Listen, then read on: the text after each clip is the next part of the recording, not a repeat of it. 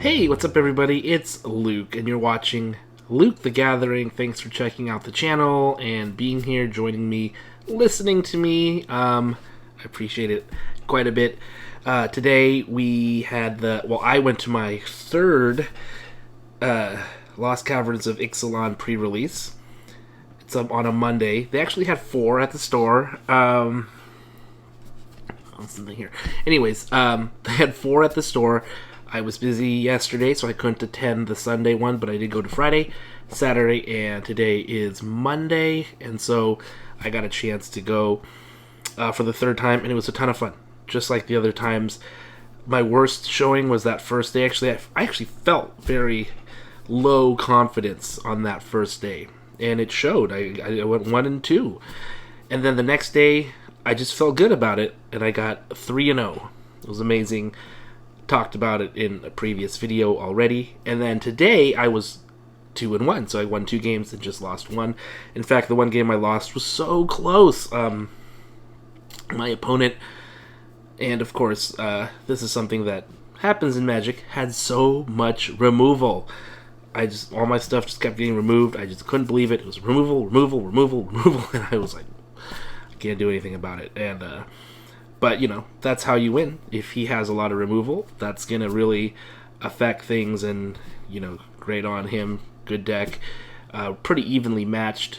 He won a game, I won a game, and then he won the third match in that round, and then he won the round, and then that's how that particular match went. But the other 2 ones, I won and felt great.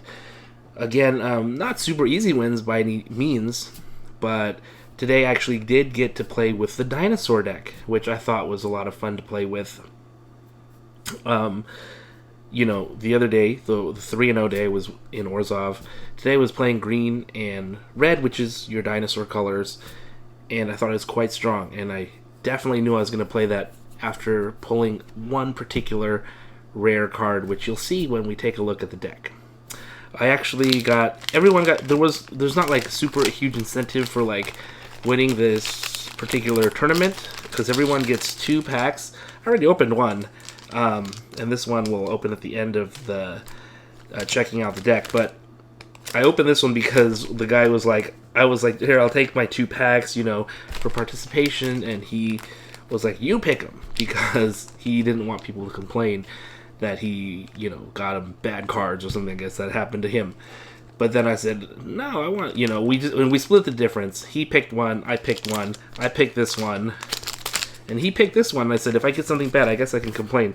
But I did get right out of the list this Kenrith card.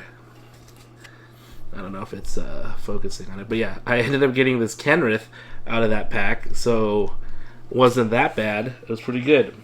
And then they also had a lot of giveaways. I got this extra large playmat featuring some dinosaurs on it. Pretty cool. And it, I do play at Davis Cards and Games, so they have their logo there. And they had a giveaway. And then I wasn't obviously the champion of this one, but at the bottom, if you were the champion of the tournament, it's a champion at the bottom, which is cool because there's like 40-50 people there, and to be first and all that is pretty sweet. So anyways, let's take a look at the deck that I put together and talk about the cards.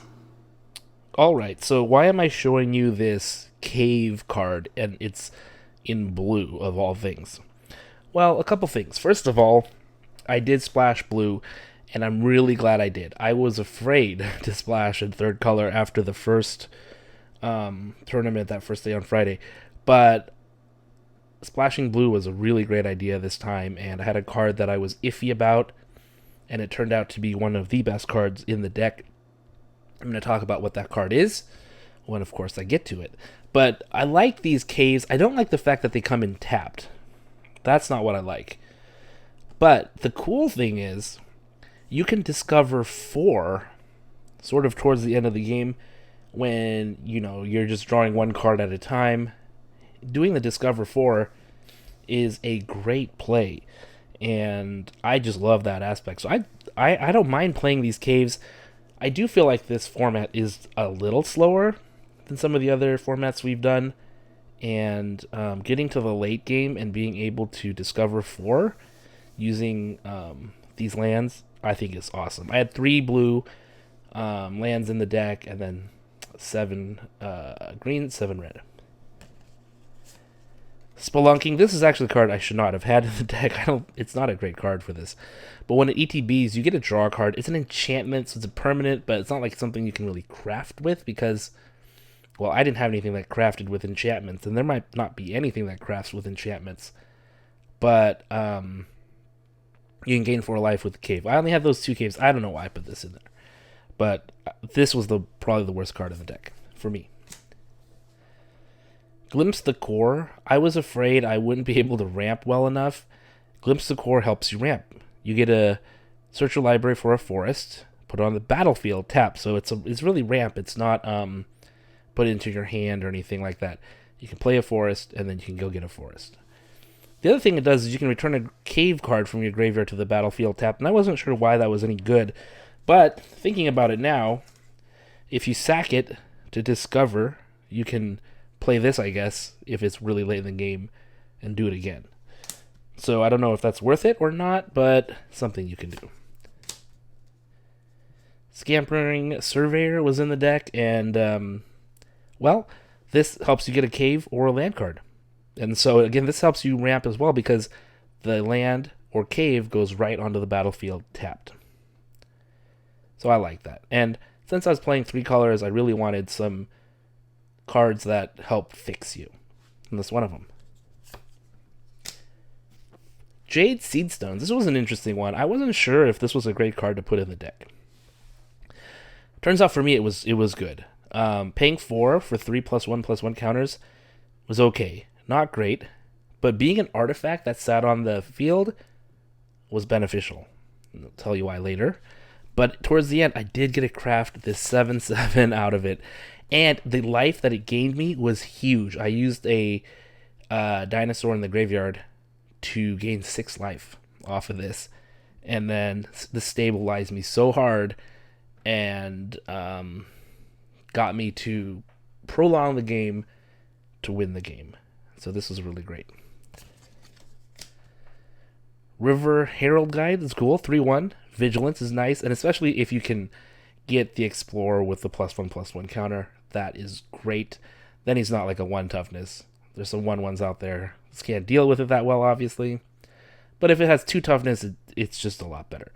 But if it doesn't and gets you a land, that's fine as well. Hotley's Final Strike. This is a card I only got in my hand once, and I got not blown out, but kind of blown out, where I played this and then they removed the creature, and that was bad. That was really bad, actually. Probably lost me the game. But I think most of the time you use this, it's going to be a good strategy. It's instant speed, too. Sunshot Militia. I've heard good things and bad things about this card, but I wanted to give it a try, and I did well. The 3 toughness was really good, actually, and all those little trinkety artifacts like that you have laying around, like what I was talking about earlier, the Jade Seedstones and things like that. Instead of not doing anything, you can tap 2 of them, or tap this, and it deals, damage to them, which is sweet, little by little. Hotfoot Gnome, pretty cool. Just a 3/1 aggressive creature with haste, makes other things have haste. Pretty decent. Burning Sun Cavalry. This is a 3/3 when you have dinosaurs on your side, and it's good. 2-drop for 3/3. That's not bad. Yeah. Ixali's Lore Keeper. This is an interesting one. This actually did some good work for me as well. It's a 1-drop, 1/1. It's not a real mana dork that doesn't help you with everything, but you can add 1 mana of any color, which is good, because there was one point where I was drawing no mountains, and this helped me get the red source I need to cast dinosaur cards. And that's what this thing does. It helps you cast dinosaur spells. Armored Kincaller. This is a pretty good dinosaur, helps you gain 3 life, so not bad. Belligerent Yearling. This is a 2-drop. This is a great one. I mean, you can get this thing down with that other card that I just showed you. 3/2 and can get more power if you have big dinosaurs. Panicked Aldosaur. This card won me one of my games with the 2 damage each time to an opponent. It worked really well, especially towards the end game. It's a 4/5, so it's pretty big body that's hard to attack into. One card I think I really like is the Pathfinding Axejaw. It's a 4/3, and if it explores and gets that 1/1, it's a 5/4, and that just makes this really, really difficult to deal with. And if if it's still just a 4/3, it's still a good 4/3. You get a land off it. This is okay. I don't know what to really make of this card yet. Like, sometimes I have it, and sometimes you just have to force cycle it, but I did draw it really far into the late game in one of my games, and then casting it for 7 was fine to get this and a 3/3. And that really just stabilized me really well. So, this card has risen for me since I first played it. This is the red version of it. I like this one too. This is actually that 6-drop dinosaur that I had in the graveyard when I flipped those blades from way back when I showed you at the beginning of this deck, and it gained me 6 life because this is 6 value of mana. Oh yeah, the Jade Seed Stones. So this was in the graveyard. I crafted with it. It was awesome. Staggering size, 3/3 with trample. I think that's been important. I would always kind of put 1 in the deck just because I like this type of effect. Giving you trample is huge, especially with those big dinosaurs. They're going to get through when your opponent maybe thinks they can just chump block one of them. Over the Edge, this was a pretty good too. I mean, it destroyed artifacts and enchantments. Plenty of those to go around in this set. Okay, we're going to get to the rares that I pulled out of the sealed pool. Deep Fathom Echo. This was good, but this got killed a lot by my opponents every time they saw it. At the beginning of combat on your turn, this thing explores. So every combat explores. That's awesome. And then it can become a copy, if you want, of another creature you control until the end of turn. So you can turn it into like a big dinosaur. And if there's nothing big, it's going to be a 4/4 or a 5/5 or a 6/6, whatever it is after exploring. The problem is this thing always gets removed. This was like big time sort of a target for removal. Here's another big time removal target. Inti. Whenever you attack, you may discard a card. When you do, put a +1/+1 counter on target attacking creature. It gains trample. And then whenever you discard 1 or more cards, exile the top card of the library. You may play that card on your next end step. So, gee, this guy has just so many great things to it that this got removed as well right when opponents saw it. And there was one part where I did draw, not draw it, but I played it near the end, and they just scooped because they couldn't deal with this card. This was my promo card, Cosmium Confluence. This actually would have done really well for me at certain parts of the game, especially put 3 +1/+1 counters on a cave you control. It becomes a 0/0 elemental, or basically a 9/9. You can make something a 9/9 if you want. And I always had caves out. This would have been great to sort of help me end some of the games. I never drew this card, ever. In any of the matches today, never drew it. I really wanted to try and see how this would work out. Didn't work. Braided Net. This was my underdog all-star today. This is why I was splashing for blue. Braided Net comes into the battlefield with 3 net counters on it, and tapping down creatures was just huge for me. It saved me from getting destroyed a few times. My opponent had that one dinosaur that you exile 2 things with it, and then its power is based on whatever those 2 things were. He exiled 2 6/6s, which made the thing a 12/12, and I was like, oh my gosh. But I had Braided Net, and I tapped it down, chumped it, and was able to survive long enough for this to win. This won me the game. So this was so good. It also takes away activated abilities, so sweet. I never switched it over to the Braided Quipu. It says draw a card for each artifact you control. I never actually had that many artifacts in this. Dinosaurs just have a few artifacts. It's not like a heavy artifact deck, so I never went that way. But this was the reason I went into red. Green, Polani's Hatcher. This is a 5/3 dinosaur. Comes in with 2 0/1 green dinosaur eggs. And then during combat, you can sacrifice an egg, and make a 3/3 dinosaur creature token. And so you have that creature token, and it gives other dinosaurs haste, so that 3/3 can attack right away.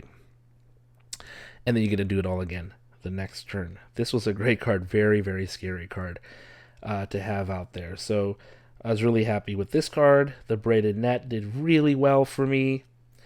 And so 2-1 today. It was a good time. So let's go ahead and finish this video by opening up this last set booster. See if we can pull out anything good from it. So here we go. We got a Dauntless Dismantler foil. Intrepid Paleontologist. This is a card I actually had gotten previously in a pre-release. I like it.